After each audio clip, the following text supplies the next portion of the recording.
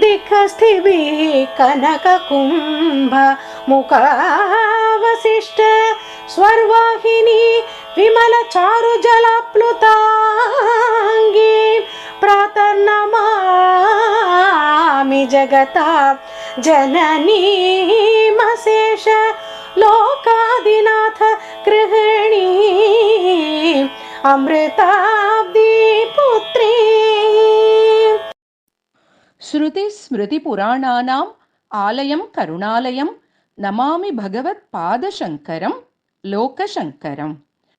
அனைத்து ஆன்மீக நண்பர்களுக்கும் சுஜாவின் அன்பு கலந்த வணக்கம்.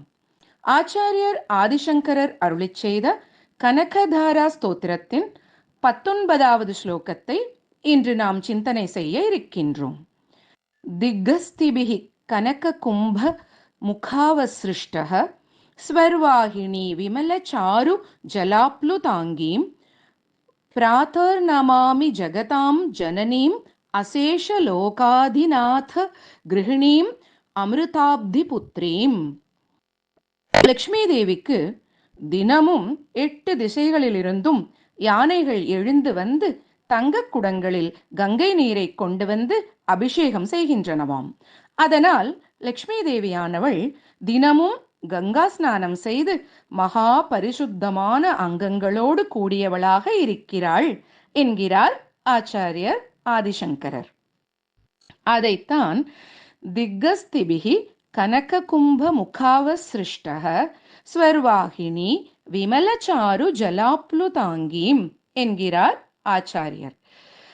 தாயாருக்கு விமலை என்றொரு நாமம் உண்டல்லவா, மிகவும் தூய்மையானவள் என்று அர்த்தம். கடலரசனின் மகளாக இருக்கும் தாயாரே தூய்மையானவள்தான்.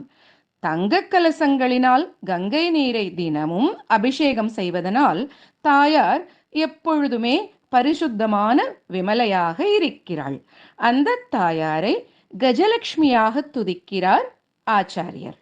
அந்த விமலைதான் சர்வலோகத்திற்கும் ஜனனியாக இருக்கிறாள். சர்வலோகத்திற்கும் அதிபதியான மகாவிஷ்ணுவினுடைய பட்ட மகிழ்ச்சியாகவும் இருக்கிறாள். அமிர்தக்கடலில் உண்டானவளான அந்த பரமேஸ்வரியை அதிகாலையில் விழித்தவுடன் தினமும் சிரம் தாழ்த்தி நமஸ்காரம் செய்து துதிப்பவர்களுக்கு சர்வாபீஷ்டமும் உண்டாகும் என்று பிராதர் நமாமி ஜகதாம் ஜனனீம் அசேஷ லோகாதிநாத கிருஹிணீம் அமிர்தாப்தி புத்ரீம் என்று அதிகாலையில் எழுந்தவுடன் சகல உலகத்துக்கும் நாயகனான மகாவிஷ்ணுவின் ஹிருதயம் என்னும் கிரகத்தில் வாசம் செய்யும் அந்த கிரகலட்சுமியை நமஸ்கரித்து துதிக்க வேண்டும் என்கிறார் ஆச்சாரியர்.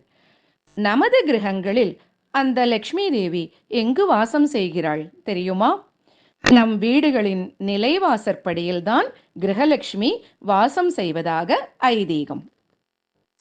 அதனால் நிலைவாசப்படிக்கு தினமும் அதிகாலை எழுந்தவுடன் நீர் தெளித்து சுத்தம் செய்து பச்சரிசி மாவினால் கோலம் போட்டு மஞ்சள் குங்குமம் வைத்து வழிபட வேண்டும் என்று பெரியவர்கள் கூறுவார்கள். பொன்னிற குடம் தாங்கி வெண்ணிற யானைகள் தன்னிரு துதிக்கையினால் அபிஷேக நீர் கொண்டு அன்னைக்கு நீராட்ட அவள் வெண்பட்டு புடவையுடன் அலங்கார தேவதையாய் காட்சி தருவாள். இரவும் பகலும் துதிப்பவர்க்கு அரசபோகம் தந்திடுவாள் அந்த கஜலட்சுமி. தூய்மையான அந்த லக்ஷ்மி தேவியைத்தான் சுத்தமான மனசுடன் இந்த ஸ்லோகத்தில் அரசபோகம் தரும் கஜலட்சுமியாகவும் சர்வ அபீஷ்டங்களையும் நிறைவேற்றும் கிரகலட்சுமியாகவும் துதிக்கிறார் ஆச்சாரியர். நாமும் தினமும் காலையில் அவளை சுத்தமான மனதுடன் துதிப்போம். கனகதாரா ஸ்தோத்திரத்தின் இந்த 19வது ஸ்லோகத்தை பாராயணம் செய்து துதித்தால் நம் வீட்டில் வசிக்கும் கிரகலட்சுமியானவள் மிகவும் சந்தோஷப்பட்டு நமக்கு வேண்டும் என்ற செல்வங்களை எல்லாம் தந்தருள்வாள். நாம் மனதில் நினைத்து வேண்டுவது தாயாருக்கு மட்டும்தானே புரியும். நாம் அவளிடம் கோரிக்கை வைக்க வேண்டும் என்ற அவசியமே இல்லை. அவள்தான் மனோக்யை என்று முந்தைய ஸ்லோகத்திலேயே ஆச்சாரியர் சொல்லி இருக்கிறார் இல்லையா? வீடும் மனமும் தூய்மையாக இருந்தாலே போதும், அவள் கடாட்சம் கிடைத்துவிடும். துதித்து பலன் பெறுவோம். லக்ஷ்மி கடாட்சம் பரிபூர்ணம்.